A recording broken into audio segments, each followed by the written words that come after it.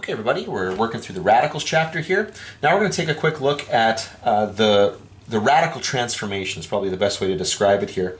And remember what we're doing with the radical transformation, and I'll just slide this up a little bit here. We are taking a look at what happens when we take the square root of f of x.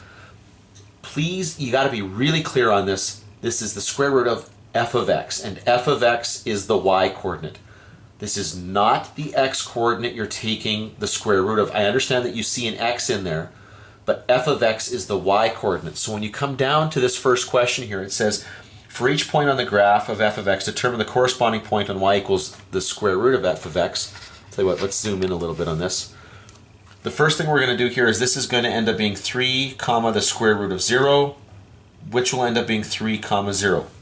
Okay, 0 won't change, so that kind of point is invariant.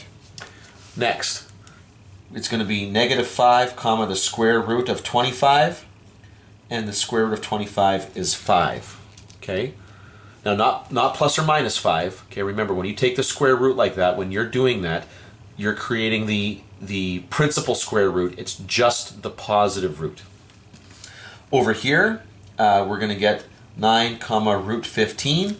And there's not much I can do with that. I can't really simplify that, and I'm not interested in going to the decimal value, so that's it. I'm going to stop right there.